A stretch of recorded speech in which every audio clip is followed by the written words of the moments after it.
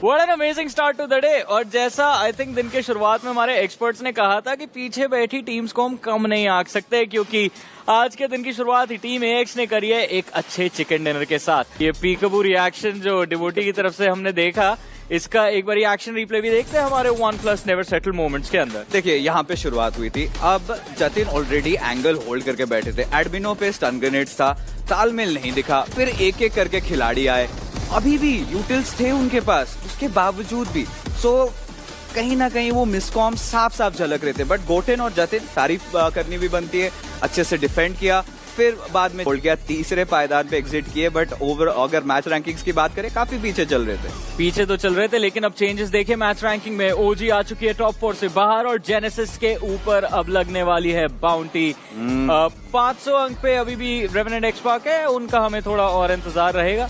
God's rain, soul ऊपर पे कोई चेंज नहीं, लेकिन अगले पेज पे चलते हैं। यहाँ पे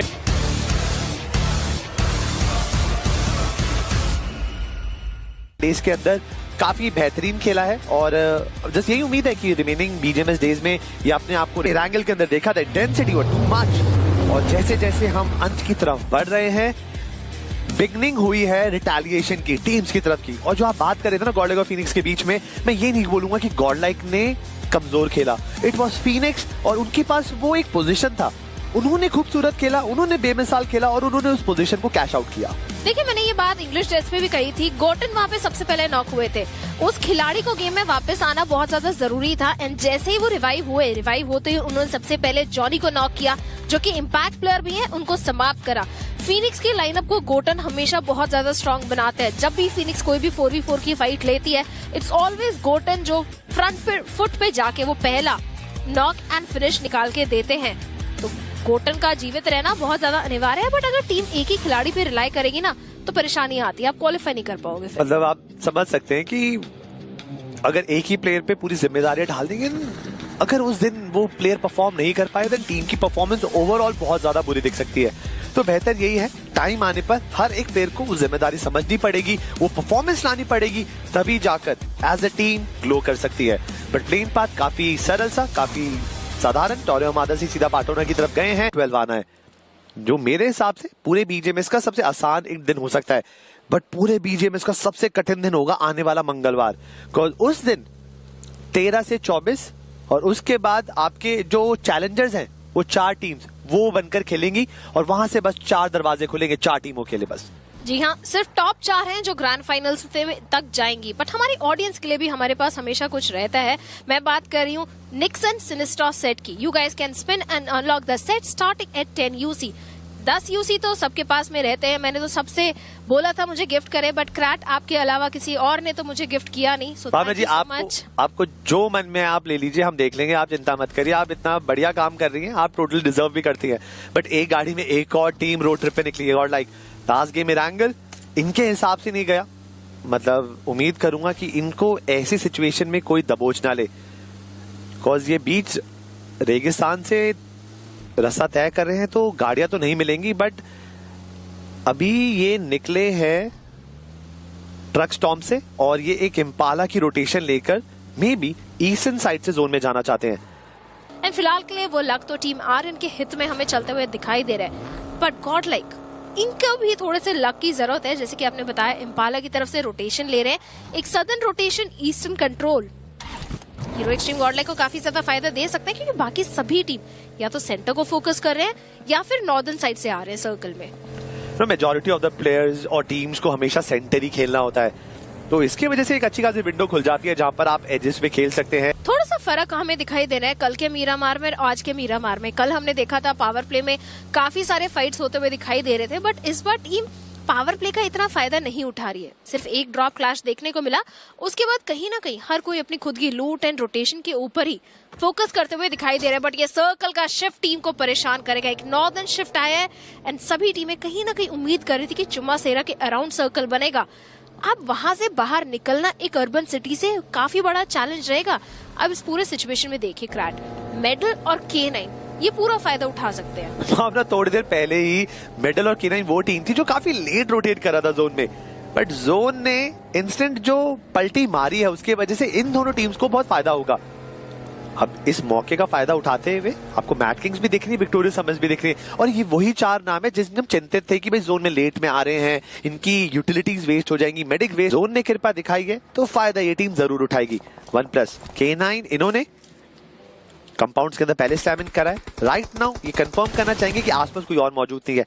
कुछ शॉट्स भी किए जा रहे हैं सो दैट जो टीम आसपास मंडरा रही है उनको चेतावनी दी जाए कि भाई इन कंपाउंड्स में हमारा राज है, यहाँ पर अगर आपने मटरगस्ती करी तो हमें फिनिशेस के पॉइंट्स, बिल्कुल फ्री के पॉइंट्स नहीं चुपते।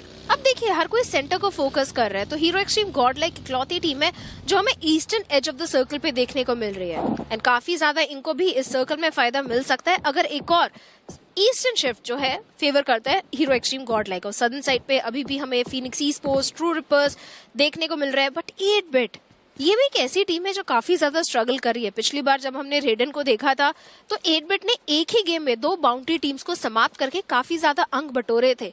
हर किसी को लगा था 8-बिट की गेम में वापसी हो चुकी है, अब तो टॉप 4 के दर्शन करेंगे, बट इस बार रेडन आए जरूर हैं, वो परफॉर्मेंस नहीं ला रहे साथ में। ये 8-बिट पिछले कुछ दिनों में बहुत सारे फैक्टर से गुजरते हुए निकली है भावना।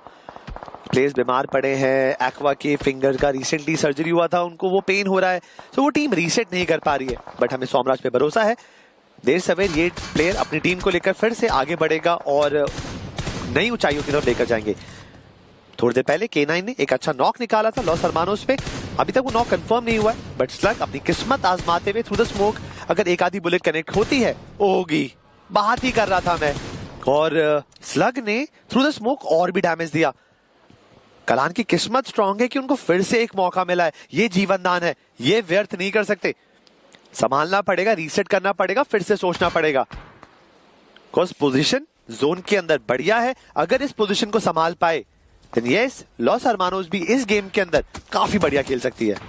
प्रयास तो किया जा सकता है, बट जिस प्रकार इनके ऊपर शॉट्स आगे जा रहे हैं, अगर एक इनिशियल ओपनिंग फ्रैग मिल जाता है K9 को तो डायरेक्टली शायद स्लैम करते हुए नजर आ सकते हैं। तो माईजी को ये ध्यान रखना है कि आप ओपन में ना आए, वो इनिशियल नॉक जो K9 आपके ऊपर जा रही है वो नॉक ना दिया जाए, क्योंकि रिसोर्सेज देखिए ज्यादा लूट इनके पास नजर नहीं आ रही है। बट फिलहाल Hero Xtreme God Like versus Mad Kings की फाइट में अपोलो को डायरेक्टली नॉक किया जाएगा, कंफर्मेशन पॉइंट भी सुरक्षित करेंगे पंक। मैट किंग्स क्या हो गए हैं 4v4 फाइट में इतना ज्यादा स्ट्रगल करते हुए, बट वीएस की तरफ से ये जो थर्ड पार्टी आ रहा है, प्रो ने नॉक किया जरूर है गॉड्स को, बट आई थिंक आसानी से रिवाइव मिल जाना चाहिए। हार्ड कवर के अंदर है भावना, तो रिवाइवल का टेंशन तो नहीं होना चाहिए, बट अपोलो से सवाल जरूर उठेगा भाई कि भाई साहब इतना ओपन में आप कर क्या रहे थे। बट विक्टोरिया समर्स उन्होंने अपनी गाड़ी का पंजा दबा दिया है, फुल एक्सेलरेशन सीधा स्लैम इन करा। उस वेयर हाउस के अंदर जॉनथन है, जॉनथन इंपैक्ट प्लेयर है, डैमेज देखिए कितना ज्यादा ले रहे हैं। अगर ये डिनेट कनेक्शन बनाता नहीं है तो दिक्कत हो सकती है, बट बना लिया है तो अब विक्टोरिया समर्स को फॉल बैक करना पड़ेगा, और वहीं पर एडमिनो ने एक दूसरा एंगल ढूंढा है। अगर ये एंगल एस्टैब्लिश करने में एडमिनो सक्सेसफुल हो जाते हैं देन आप समझ के देखिए कि यहाँ पर विक्टोरिया समर्स का खात्मा होगा। बट ये एक और ग्रेनेड आया, माफिया जो रिवाइव देना चाहते थे, लेना चाहते थे, प्रो को लेके डूबेंगे, और जॉनथन अपने ग्रेनेड के बलबूते पर एक एक कर हट डाउन करेंगे। एंड जॉनथन इंपैक्ट प्लेयर भी है, ओवेस उनके सामने आएंगे, उनको भी समाप्त किया जाएगा। Jonathan the impact player stepping up majorly, 5 में से 3 फिनिशेस इकलौता खिलाड़ी निकालते हुए। जॉनथन का कंट्रीब्यूशन इस फाइट में काफी ज्यादा था, क्योंकि पहला ओपनिंग नॉक भी उन्होंने निकाला, उसके बाद नेट से कनेक्शन बनाया, एंड आखिरी ओवेस को भी समाप्त करके वो 5 फिनिशेस काफी ज्यादा मदद करेंगे हीरो एक्सट्रीम गॉड लाइक को अपनी गेम में वापसी करने के लिए। भावना जीती तो जरूर है गॉड लाइक, बट कोई कीमत मैं बता सकता हूँ दी है उन्होंने अपना आइजल गवाया है। अब पंख के बिना इस पूरे मिरामार मैप पे उनको टिकना पड़ेगा। रेडन को समाप्त करके बाहर का रास्ता दिखाया जाएगा, बट ये अगला सर्कल शिफ्ट काफी ज्यादा इंपॉर्टेंट रहेगा, क्योंकि वेस्टर्न साइड पे काफी सारी टीमें जो एज ऑफ द सर्कल का कंट्रोल बना के बैठी हुई है, बट 4TR के जी गॉड को हंटर्स डाउन करेंगे। भावना फिर से एक नॉर्थ ईस्टर्न हार्ड शिफ्ट आया है, और जितनी भी टीम सदर्न पे है वो तो बस रो रही है, परेशान है कि भाई जोन हमारे साथ इतना गलत व्यवहार क्यों कर रहा है। बट यस अब रास्ता तो निकालना पड़ेगा भाई, ऐसा रोटेशन हुआ है। बट 4TR पे जो नॉक आया था उसको रीसेट करने का समय नहीं दिया गया, जैसे सीधा स्लैम इन किया है। बट पेन इज लाइव, ये मौका है ग्रेविटी में नॉक निकालकर थोड़ी देर के लिए ये इस पूरे मोमेंटम को होल्ड कर सकते हैं। बट मोटी वो हार मानना नहीं चाहते हैं, एक एक कर वो जेनेसिस के प्लेयर को स्पॉट कर रहे हैं, नॉक कर रहे हैं, और अब तो फिनिश भी कर दिया है भावना उन्होंने। जी हाँ, जैप को भी यहाँ पे नॉक किया जाएगा। आखिरी खिलाड़ी जेनेसिस डायनेसिस की तरफ से उनको भी समाप्त करके जेनेसिस का खात्मा 13वें पायदान पे होते हुए फोर्टियर। आप ये देखिए मोर्टी, जी हाँ 4 फिनिशेस बटोरे हैं। वो बाउंटी जिसकी मैं बात करी थी, बाउंटी भी क्लेम। फोर्टियर एक ऐसा लाइनअप है जो अभी रिसेंटली बना था, उसके बावजूद इतना बढ़िया परफॉर्मेंस, बट वो परफॉर्मेंस डायनेसिस का क्यों नहीं आ पा रहा है? इंस्टेंटली उनको भी नॉक किया जाएगा। बैक एंड फोर्थ रेस आते हुए team Aryan versus reckoning. Cyrex also goes down. जवन ने काफी अच्छा नॉक निकाले, बट आर्यन वो कंफर्मेशन पॉइंट सुरक्षित करना चाहते। 2 खिलाड़ी अभी भी नॉक नजर आ रहे हैं टीम रेकनिंग के। स्मोक के थ्रू रैंडम शॉट्स। फ्लॉक अभी भी प्रयास कर रहे हैं जीवित रहने का। मैक्स रिवाइव देना चाहेंगे डायनेसिस को, एंड डायनेसिस को रिवाइव तो मिल गया, अपने आप को जल्दी से जल्दी हील करना पड़ेगा। मेडल भी आ चुके हैं थर्ड पार्टी करने के लिए। वो ग्रेनेड फेंके, देख रहे हो उन्होंने छत पे फेंका था। वेनम का स्प्लैश ग्रेनेड पड़ता है यहाँ पर। जेविन गेम से बाहर हुए, बट रेकनिंग रीसेट हुई है। कंपाउंड का जो कंट्रोल है वो छीना जरूर चाहेंगे। जो भावना, मुझे बड़ी स्ट्रॉन्ग फीलिंग है कि थोड़ी देर में एक लव ट्रायंगल बनेगा एफएस, मैट किंग्स और इन्फिनिक्स के यहाँ पे ट्रू रिपर्स के बीच में। ट्रू रिपर्स ने अभी तक अपने फिनिश इनकाउंटर पे ज्यादा नंबर दर्ज नहीं करे हैं, वो इंतजार कर रहे हैं अपने लम्हों का। बट एमबॉट कैसे तैसे करके जोन के अंदर आए हैं। इंपैक्ट प्लेयर है, बचने की कोशिश करेंगे, हील करके वापस आए हैं। बट एमबॉट के साथ 1v1 डूल लेना इतना भी आसान नहीं है। कलान को सोचना पड़ेगा कि उनके पास खोने के लिए कुछ भी नहीं है। बट ये सेम बॉट का जितना कुछ भी बचा हुआ था कलान ने वो भी छीन लिया। बट मैट किंग्स के सैम ने, उन्होंने इस मौके का फायदा उठाया, कलान को नॉक करा। अब लॉस हरमानोस के बचे भी खिलाड़ियों पे जिम्मेदारी। ऑलरेडी एक प्लेयर को गवा चुके हैं, आई थिंक शैडो को गवा चुके हैं आईजीएल को। अब कलान को रिवाइवल भी देना है, बट नहीं, माय बैड, शैडो थोड़े से आगे हैं, वो जोन का सेंटर पकड़ कर बैठे हैं भावना।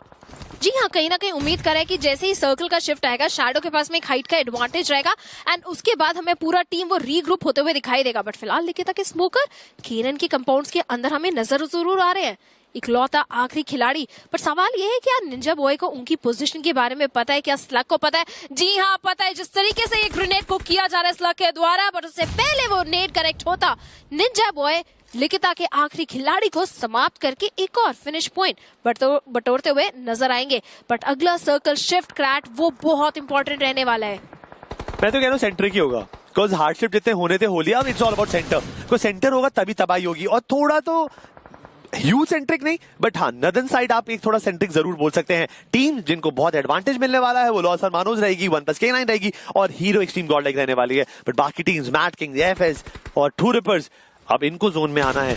अच्छी बात यह है कि जोन में ढेर सारी जगह है, टीम आकर छुप सकती है, बट वो ट्रैवलिंग का जो टाइम है, ट्रांजिशन का टाइम आसान नहीं होगा। एफएस, उन्होंने शैडो को स्पॉट करा और नॉक कर थोड़ी देर के लिए एडवांटेज इकट्ठी करी है। बट मैट किंग्स, उनके पास कंपाउंड है और उनके पास पूरे 20 सेकंड है, रोटेशन स्टार्ट करनी पड़ेगी। This is not a perfect time to fight. But FS, उनके पास कोई और ऑप्शन बचा भी नहीं है। बट क्लच गॉड का ग्रेनेड इंपैक्ट नहीं डाल पाएगा और एफएस अभी के लिए तो सुरक्षित रहेगी।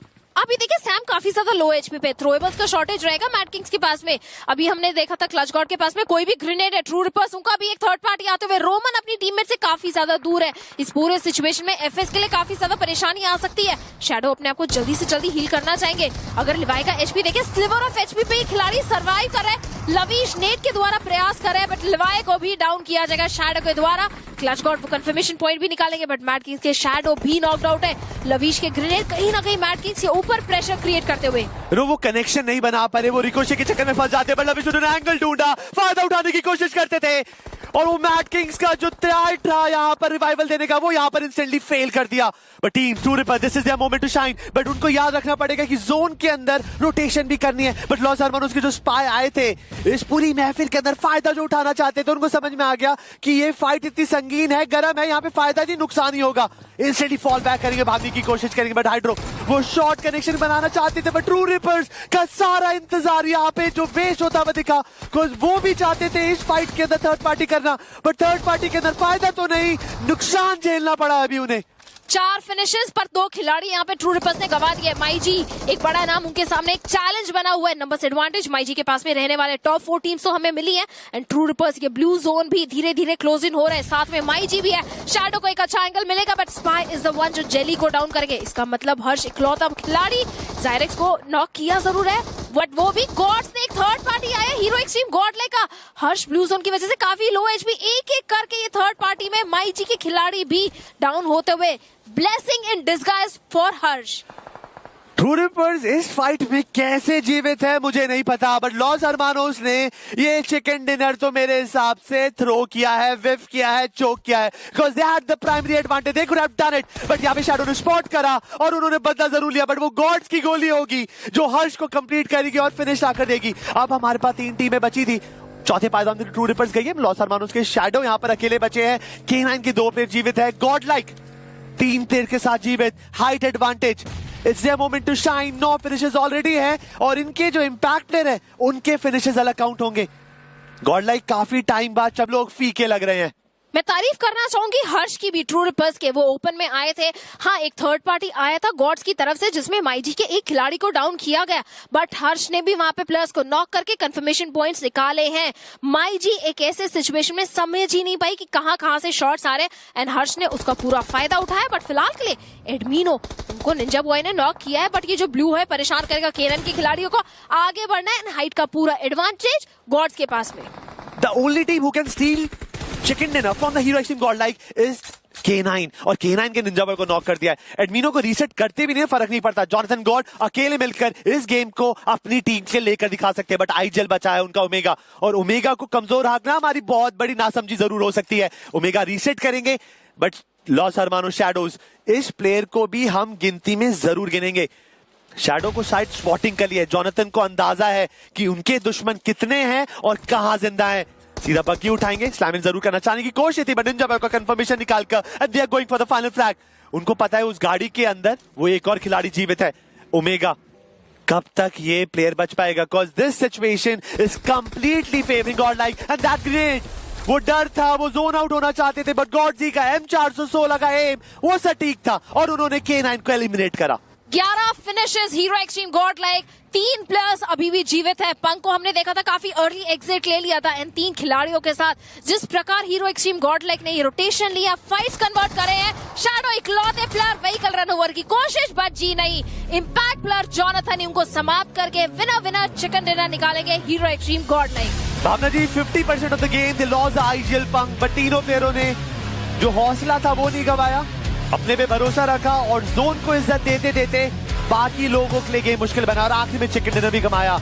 इस टीम के पास चिकन डिनर नहीं है लॉस हरमानोस, तो आप क्रेडिट दे सकते हैं ट्रू रिपर्स के हर्ष को, बिकॉज वो जो QBG से उन्होंने धमाका मचाया, तहलका मचाया, वो आसान नहीं था, बट आखिरी में बस एक ही नाम चमक रहा था, वो था team God like and the chicken dinner. And the most important part जो हमें लेना चाहिए इससे कि भाई इंपैक्ट प्लेयर ने फिनिशेस निकाले, इसका मतलब जो जंप इनको ओवरऑल स्कोरबोर्ड पे चाहिए थी वो जरूर मिल जाएगी। स्पेशली जब जेनेसिस काफी अर्ली एग्जिट ले चुके हैं तो वो 4th स्पॉट